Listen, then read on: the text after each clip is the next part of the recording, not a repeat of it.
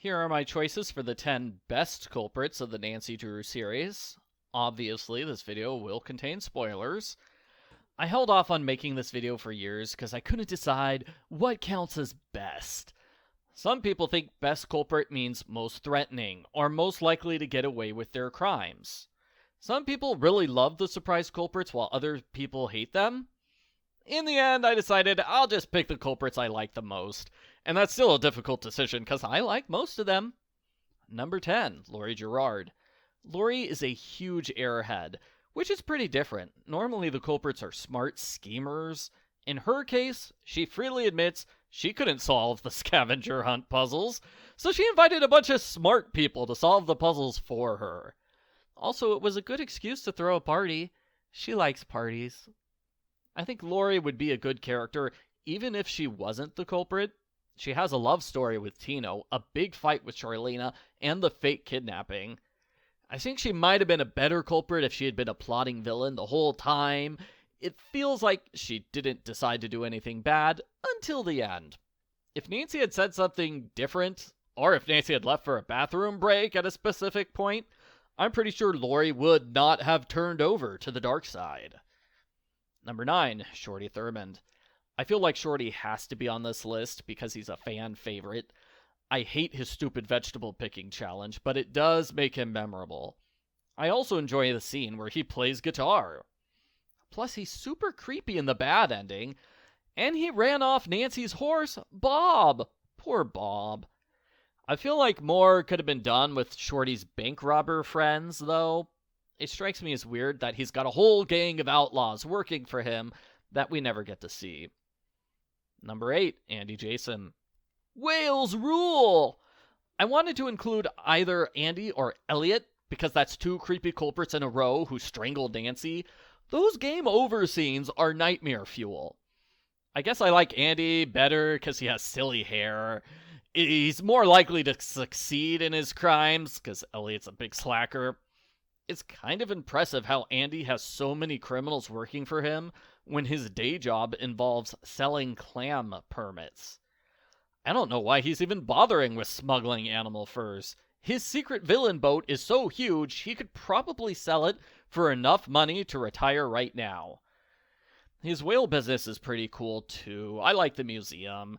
It's kind of a shame you really only need to visit him once or twice. He could have been more involved in the game story. Number 7, Minette. Minette would probably be the most memorable character of the game, even if the culprit ended up being somebody else. She's very rude. She's a terrible boss who makes an impact right away with her wild screaming and nonsensical tea-making challenge. I like how she wears a mask all the time, and it's built up into a huge mystery. But at the end, it's revealed she's just trying to cover up a bad tattoo. It's not evil culprit stuff, just a terrible decision on her part. As Nancy says, Minette is a nut job who makes you do a lot of random challenges that have nothing to do with fashion. That's actually kind of refreshing not to get a bunch of fashion challenges from the fashion lady. Minette is so checked out from reality, it's not a huge surprise she doesn't notice when Nancy gets a high score in her place. Fighting Minette at the end is fun too. The only real downside is that her crime has nothing to do with the Noisette Tornade mystery. Her co-conspirators are just random guys.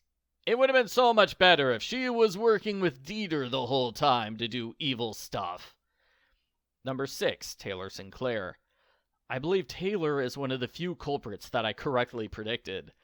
I would be disappointed if the culprit had been someone else. The ending scene of him yelling, "Confound you, Nancy Drew!"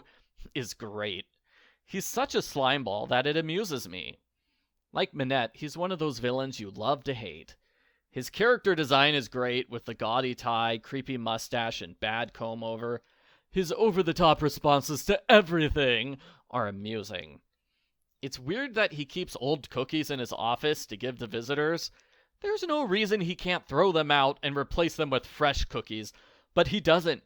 He keeps trying to push his rancid lard biscuits on everyone. That definitely fits his personality and inflated ego. I also like how he's saddled with the embarrassing nickname Big Bunny Sinclair. Number 5, Victor Lossett. I think I liked Victor mainly because he has a cool voice. It's fun to imitate.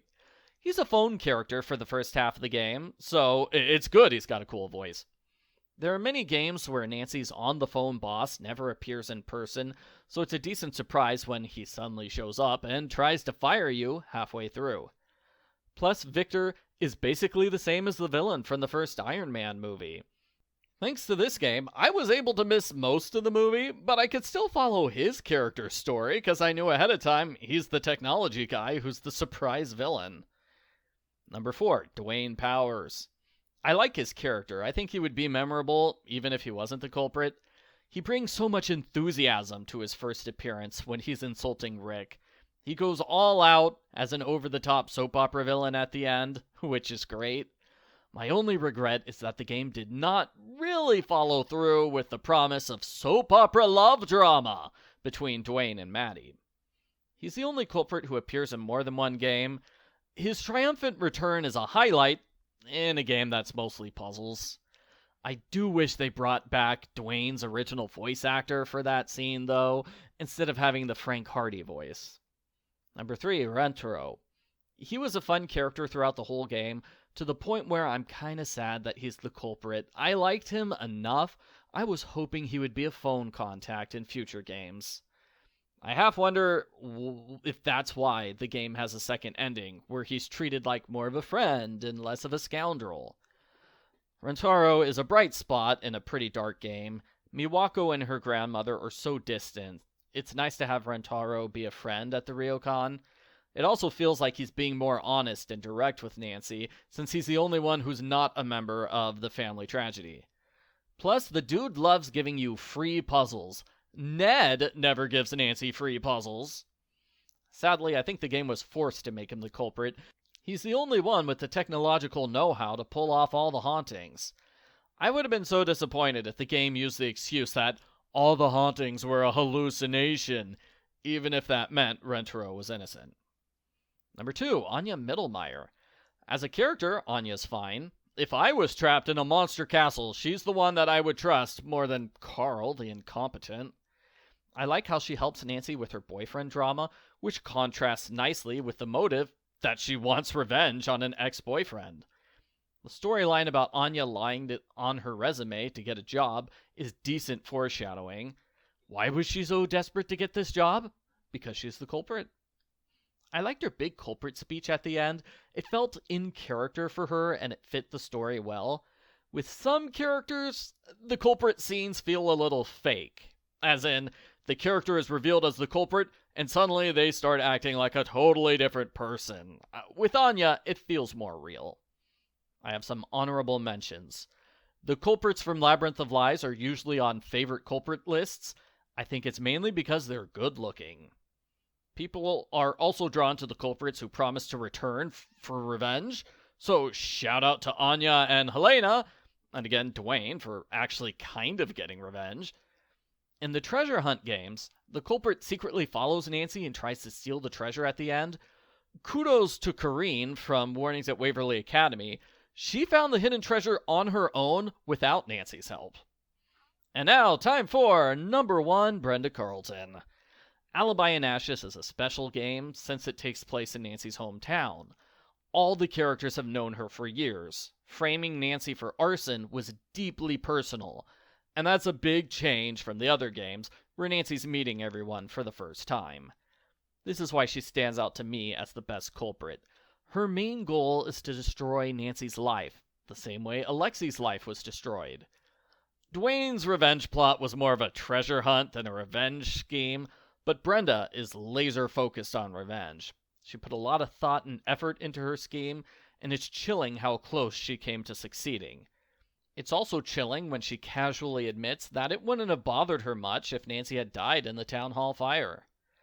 I'm amused that Brenda was a character in a lot of books, but she was completely cut out when they rebooted the Nancy Drew series. It's so fitting to bring her back just to give her a grand send-off as a villain. I freely admit I could be wrong in picking Brenda as number 1 because there is room for improvement. Due to the nature of the game, Nancy doesn't get to interact with Brenda or the other suspects, not very much. It's mainly Nancy's friends who talk to Brenda. It would have been nice to have the Nancy-Brenda hostility going for the entire game. Brenda also stands out as a culprit because you figure out she's guilty about 30-40 minutes before the end of the game. She's not like the other culprits on this list, where you learn someone's the culprit, you have a puzzle to stop them, and then the game is over. Instead, there is a decent amount of time where Brenda's the culprit, you know that, and your goal is to stop her. That builds up the suspense. I was going to say something about how Brenda disguised herself as Nancy, but I kind of forgot how that storyline played out.